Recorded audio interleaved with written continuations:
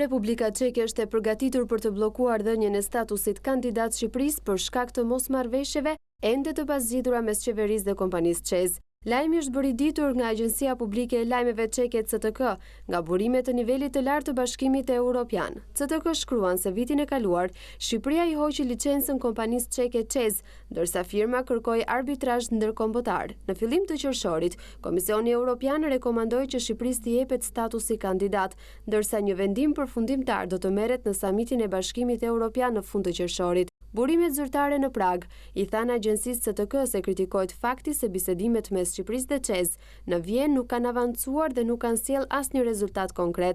Madje siç shkruan CTK, edhe më herët praga zyrtare i ka dërguar sinjal Shqipërisë, duke i treguar se kjo mund të ndikojë në vendimarrjen për statusin kandidat. Në 21 janar të vitit të kaluar, Endi Rregullatori i Energjisë vendosi heqjen e licencës së kompanisë ÇEZ, që kishte në pronosi rrjetin e shpërndarjes së energjisë elektrike. Gjendja kritike e kompanisë është shkaktuar kryesisht nga ana e tejkalimit të çështërshpërndarje të shpenzimeve të lejuara nga ERE, pra kemi të bëjmë me një keq menaxhim të shoqërisë. Heqja e licencës së aktivitetit shpërndarjes së energjisë elektrike të shoqërisë ÇEZ shpërndarje,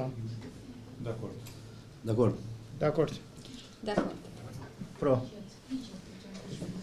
Atëherë, pika 2 është heqje e licencës së aktivitetit të furnizimit publik me pakicë të energjisë elektrike shoqërisë ÇEZ shpërndarje SHA.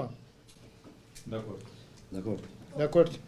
Edhe unë dakord. Vendimi i ERE-s erdhi pas një sër konfliktesh mes kompanisë çeke në lidhje me mospërmbushjen e kushteve sipas kontratës së lidhur me qeverinë shqiptare, më kryesorja prej të cilave mos importimi i energjisë, ndërprerjet kolektive të energjisë dhe mungesën e bilanceve financiare. Kulmi i përplasjeve me qeverinë erdhi kur ÇEZ aso vendosi ndërprerjen e furnizimit me energji ndërmarrjeve të ujësjellësit për shkak të detyrimeve të papaguara. Heqja e licencës së ÇEZ-it është një nga dështimet më të mëdha në privatizimin e ndërmarrjeve strategjike në Shqipëri.